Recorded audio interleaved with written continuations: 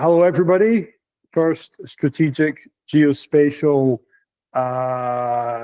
interview, discussion, whatever, with Meeting of the minds. meeting of the minds. Absolutely. With T. Barr, one of the geospatial community's leading lights, deepest thinkers, and one of the individuals who is most willing to share, which I think is a tremendous boon to us all, being able to step into one of the finest, most pinpoint geospatial minds available. So, T, do you want to give yourself a little bit of an intro, and then we can crack on? Sure. I'm T. Barr. I've been in the geospatial community for almost 25 years. It'll be 25 years in January of 26. I worked every vertical from international development, defense and intelligence, precision agriculture, oil and gas, transportation, and I'm currently working with the insurance industry. Excellent. Thank you very much. So a little bit of context. There was a little meeting in Calgary last week. I think you referred to it as the Geospatial 11, which sounds... No, Calgary 11. The Calgary 11. Calgary 11, which is, I know, that's even better. Yeah.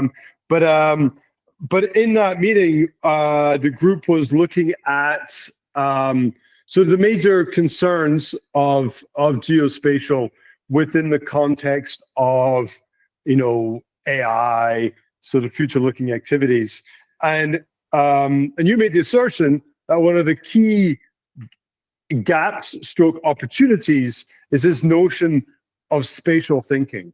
And I thought, you know what, I've been sort of ruminating on that. And I was at the WGIC event just subsequently, and it was very focused on geospatial and AI, the collision between the two. And this notion of spatial thinking again struck me because really that becomes the differentiator. So I was hoping that you'd be able to sort of expand a little bit about what you were thinking about spatial thinking, like where you think the opportunities might lie, and then we can just let the discussion roll on from there. So the opportunities are really both endless, and they're endless, but they're hard to suss out, right? Because as our world becomes more complex, as more things happen, we need to have a common language, and that should be geography. There's the old saying is what 90% of all data has a location or something, right? Yep. So by going into something spatially thinking, we can better understand the complexity of problems, right? From like that point of view. And that'll help us navigate the complexities. And then if you bring in like the AI into the aspect of it, if the AI can do the technical, then people have to be able to know what to ask the AI to do and how to train it, right? So by thinking spatially within that context, we get better analysis out of the AIs that we create, not the foundational models, right? Yeah. And this way we can start dissecting things, dissecting fintech, ag tech, insurtech, disaster tech, all that stuff to a molecular level, pulling apart the different layers, right? Yeah. Yeah. So, I mean, it's interesting because for a long time, I'd see these references to prompt engineering and this, that, and the next thing. And then when you start looking at them, you realize it's not really traditional engineering at all. It's actually just how do you formulate an appropriate question and then iterate on that question so you get the answer that you want. You get your optimal answer, whether that be in text or code or whatever. But even if our friends at OpenAI injected an ellipsoid into ChatGPT, unless people know how to ask a spatial question, they're still not going to get a spatial answer. So that brought me right back to exactly what you were saying around we need to teach people to think spatially. I mean, that's actually the key differentiator. Like maybe we can do everything on the internet with AI, but unless you're asking the spatial question, you're not going to get the spatial answer. And I think that's a fascinating sort of almost philosophical kind of question for our community. Yeah, and they might get an answer, but is it as a complete of answer as they need, or is there more there they can suss out, right? Yeah. Because I don't know about you, but I use ChatGPT as like for workshopping more than anything else. Send in ideas, have it come back and forth, and find strings to pull. Precisely, on, right? precisely, yeah. Yeah. So if like a junior analyst uses it, yeah, they can pull out like the major highways where there's more accidents in certain intersections and not, right? But some of the more spatial thinking, a little more layered thinking goes back and goes, what was the weather conditions? What was the road conditions? What was this? What was that? Yeah. So we can start actually getting down to the actual cause and make it, it becomes more of a value creation that way, opposed to just like, here's a map that doesn't explain what happens, it just shows what happens. Yeah. And I think that's the interesting question. So how do you, and then you start thinking about, okay, well, how do I make a map of the future if that's the case? And you need to think spatially through how phenomena might evolve over time. So, but again, it comes back to this notion of understanding, or at least being able to comprehend space inside your mind, inside your question, and then to be able to express that in kind of a meaningful way. So you work at universities, you teach courses. Yeah, I teach GeoAI at Northeastern right now. So yeah, I mean, like an important course, an important sort of profession. Is this notion of spatial thinking something that you've typically injected into your coursework, or how do you think about that? I try to. I do it on a very light level. So I teach in the professional graduate school at Northeastern, and most of my students are from the United States intelligence community. Right. So they're looking at it as basically the master's degree to get the next promotion sort of thing. Right. But I try to inject like open source technologies or different ways or different pathways to solve an assignment. Right.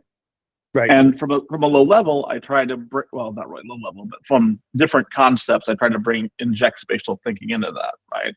Like you can do it this way, but you can also try it this way, or just understand it like this, and then explain to me the thought process you went through to get to this point. Right?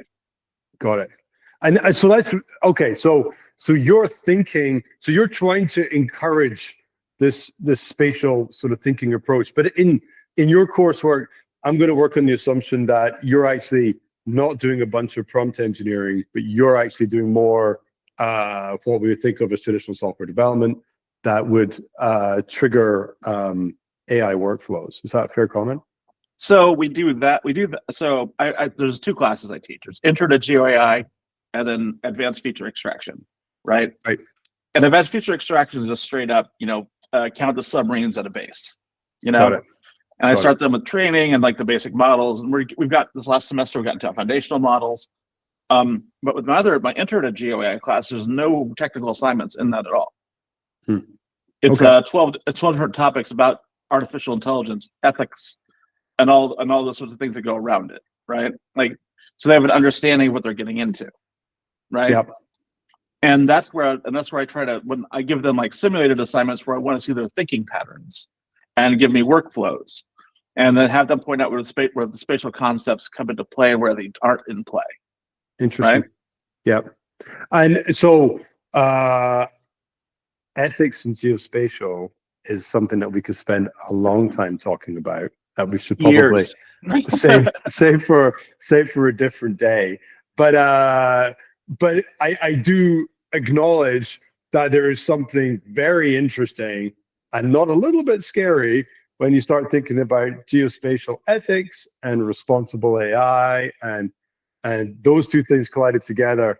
If we do that wrong, we end up with Minority Report, I think.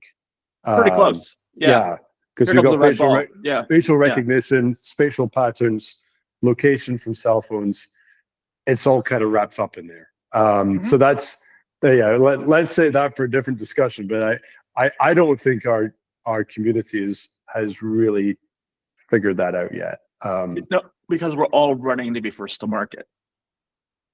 Yes. Yeah. Well, yeah. But I think that's technology in general. Technology is typically in front of A, policy, B, ethics, and see like a common understanding of the sense of the possible.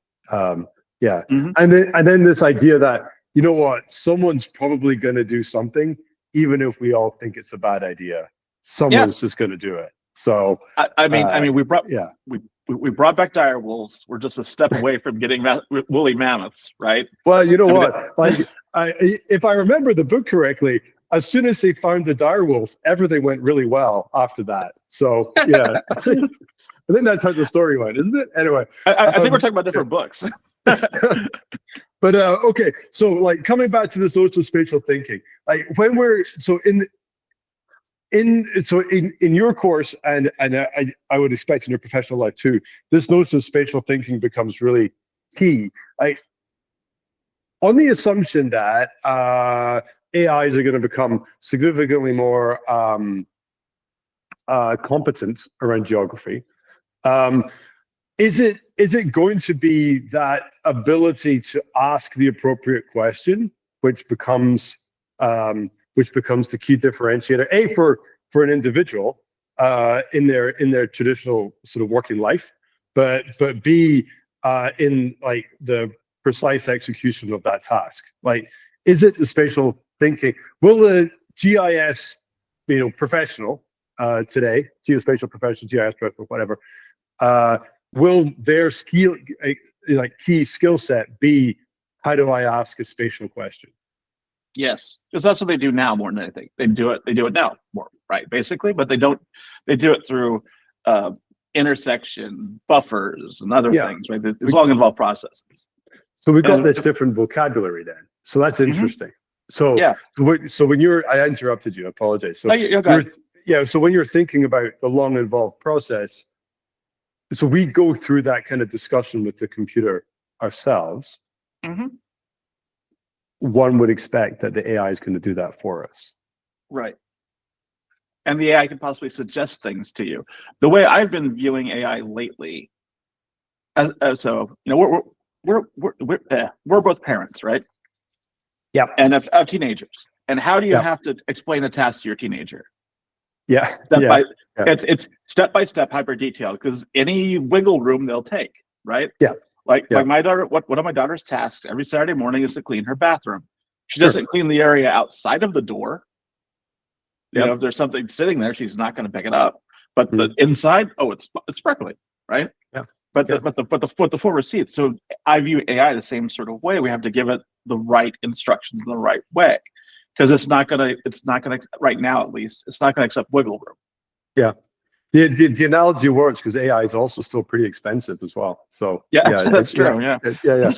So, but I think that's interesting because at the WGIC event, there was a lot of talk about like workforce development, and then there was a lot of talk about actually not having, in air quotes, enough people in geospatial. And I'm like, okay, that's interesting.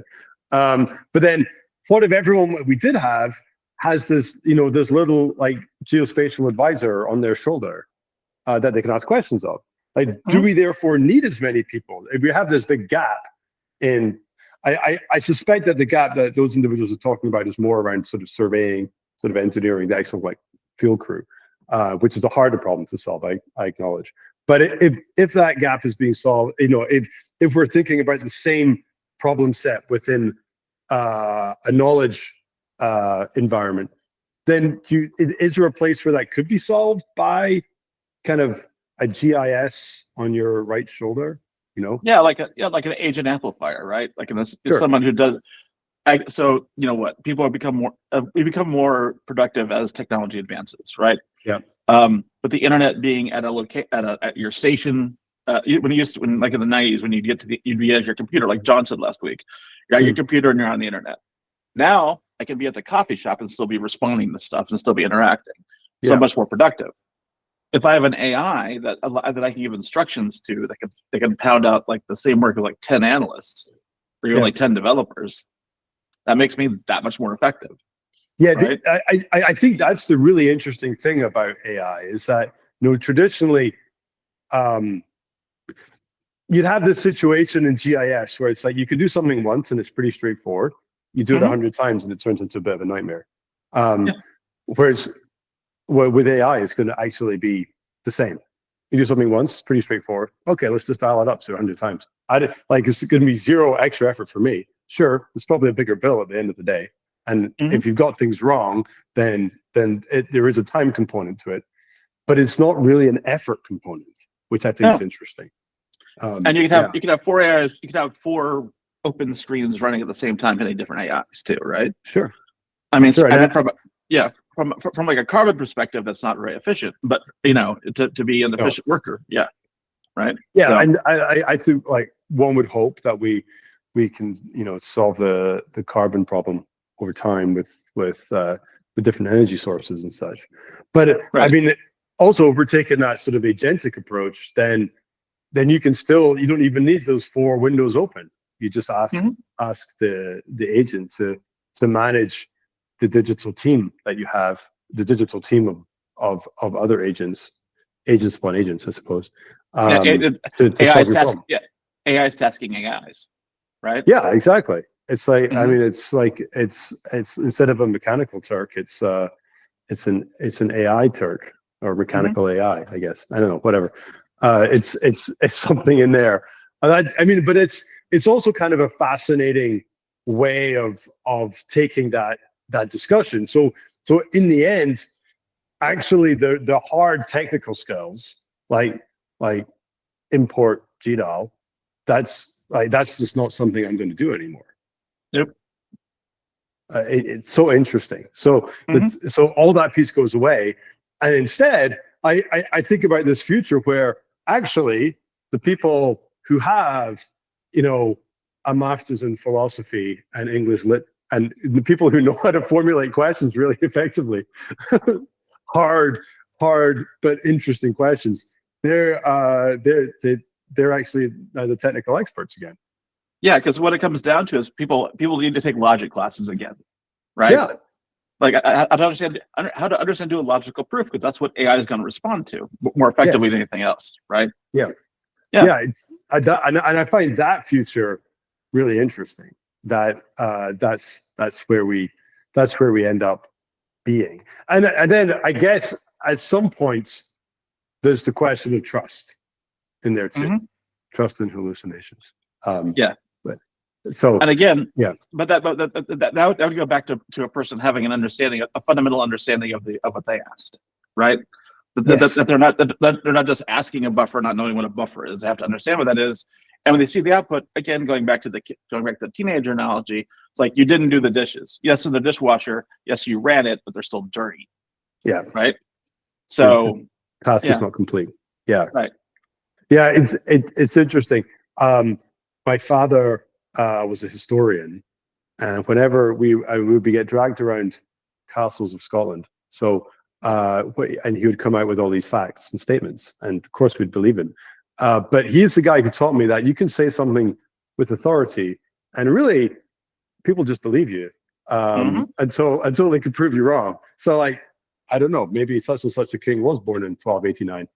I don't know any better. That guy's the historian's probably right. But the interesting thing is that people can just say things, and we tend not to accuse them of hallucinations. But when a machine makes something up, we get kind of upset. And I think that's interesting. It's like, maybe we should just treat machines like people, that occasionally they just say things because they think it's probably kind of true. And like within the realms of a context of a corpus of data, it's, might not be that far off. I've been toying this idea in my head for a while, and this isn't really off topic, but it kind of gets that way. Like a career of the future could be an AI psychologist, right? This AI is acting up. Why is it acting up? So the AI psychologist goes and looks at the foundational data that was built on. I was trained. If there's any kind of same way they go through, like, finite childhood trauma, right? Yeah. So not an AI that's acting as a psychologist for a human, but a human that's actually acting as a psychologist for an AI. Yeah, because it's acting up. Yeah, or it doesn't understand things. Yeah. Yeah. What piece of data threw the model off? Right. Which is interesting because, like, actually, you can apply exactly the same workflow to humans. like what Mhm. what experience, what piece of data through the model of. Yeah, that's that. Yeah, it's an interesting. I think you're right. I actually saw a job ad, not a job ad. I saw a question on LinkedIn or Twitter asking which were the companies that were doing SEO for large language models. So how do you get your data indexed by an LLM more effectively and Mhm. and prioritize more than somebody else's thing? So in the end, like how do you make the LLM like you more than somebody else so that you become the de facto answer? Which I know it's like, So- I guess so- we are there. So building bias into the model. Yeah, Right. yeah. How do you make the bias work in your favor? Which is exactly the same as what we would do with searching. People. Like, Yeah. yeah, I mean, and people. Yeah, Yeah, for sure. yeah, because you know you and I both worked BD before. You know, we take people Yeah. places, we give them stakes, we give them other things. It's, you Yeah, know, yeah, just to influence that bias, right? yeah. Actually, it kind of reminds me of Snow Crash. Weren't there a bunch of people in that Neil Stevenson book where they were going around collecting data and they'd get paid for data Yeah. collection? But it was basically just video. Yeah, so interesting. Cyberpunk, like if you when you read the cyberpunk stuff from the '80s and apply it to now, it's Yeah. like, ugh. Yeah. But I'm still 100% meat though, so there's that problem. I have no cyberware. No, yeah, it's only a matter of Yeah, time. Well, we that's got true. something. We both got something stuck in our heads. So Yeah, that's true. and I got a GPS attached to my wrist, so it's not embedded, but it's not far off. No, And close. like to some extent, my phone is typically surgically attached to my hand, so that's another another piece. Yes. Yeah. Okay. So so let's just quickly wrap this up then. So like Okay. the notion is spatial thinking or the ability to formulate spatial questions within a prompt seems like a very future looking skill set that that a human, geospatial or otherwise, could create astonishing value out of. Yeah. And like the formulation of other questions, you're talking about the use of kind of logic. That kind of sort of deeply human, almost philosophical skill set, might become just one of those key differentiators. Mhm. Because as we build more AIs, the real differentiator is going to be our humanity. Yeah. Yeah. Right. Whether that you consider to be empathy or anything else, because if AI becomes creative, which it will at some point, right, with whatever bounds of creativity we give it, it's going to be our empathy, our ability to think outside the box, and our ability not to revert to the mean. Got it. Right. Yeah. Like, yeah, there's something in there like having an empathy bot. You should feel empathy for this situation. Mm-hmm. It's like, oh, how should I feel for this? Yeah, I know. Yeah. And you know, and like it goes back to the trolley problem, right? You kill one person, Yeah. I kill five. Yeah, that's what Yeah. do you do? Yeah, no, it's fearsome. Okay, like we're going to get into ethics again here pretty quick, so maybe we should save that for another round. And yeah, I know where it goes up, but in my brain, ethics and AI are intertwined in such a way they cannot be separated. Yeah, well, let's use that as our thesis statement for the next discussion. I think that's a great one. Thanks very much, T. This is a tremendous discussion.